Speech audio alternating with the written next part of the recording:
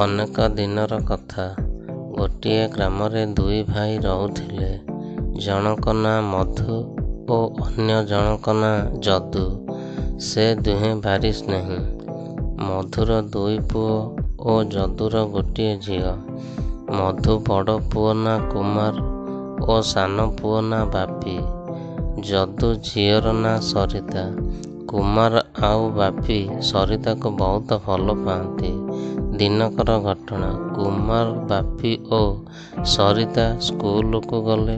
ସ୍କୁଲରୁ ଫେରିବା ବାଟରେ କିଛି ଦୁଷ୍ଟ ଲୋକ ଆସି କୁମାର ଓ ବାପିଙ୍କ ପାଖରୁ ସରିତାକୁ ଅପହରଣ କରି ନେଲେ। କୁମାର ଓ ବାପି କାନ୍ଦି କାନ୍ଦି ଘରକୁ ଫେରିଲେ। ଘରେ ସବୁ କଥା କହିଲେ। ମଧୁ, ଯଦୁ ଦୁହେଁ ନିରୀହ ହୋଇଥିବାରୁ ଝିଅକୁ ଖୋଜିବାରେ ବିଳମ୍ବ କରିଲେ। ଯାହା ହେଉ ପୋଲିସ ପାଖରେ ଗୁହାରି ଜଣାଇଲେ। ପୋଲିସ ବାବୁ କହିଲେ, ମୁଁ ଏହାର ସତ୍ୟତା ପ୍ରମାଣିତ କରିବି। 2 ଦିନ ବିତିଗଲା। ସରିତା ଫେରିଲାନି। ପୋଲିସ ବାବୁ ଖୋଜିବାରେ ବିଳମ୍ବ କରୁଥାନ୍ତି।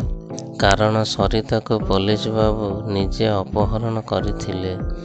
କାରଣ ସରିତା ଦେଖିବାକୁ ବହୁତ ସୁନ୍ଦର। ମଧୁ, ଯଦୁ ବହୁତ ବ୍ୟସ୍ତ ହୋଇ ପଡ଼ିଲେଣି। କରିବେ କ'ଣ? ଝିଅକୁ ପାଉନାହାନ୍ତି। ମଧୁ, ଯଦୁ ଦୁଇ ଭାଇ ଝିଅକୁ ଖୋଜୁଥାନ୍ତି।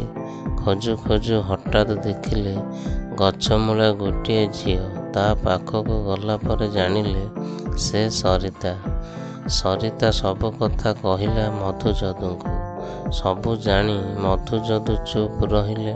କାରଣ ମଧୁ, ଯଦୁ ବହୁତ ନିରୀହ। ରକ୍ଷକ ଯଦି ଭକ୍ଷକ ସାଜେ କରିବେ କ'ଣ? କିନ୍ତୁ ସବୁବେଳେ ଚୁପ୍ ରହିବା ଉଚିତ ନୁହେଁ।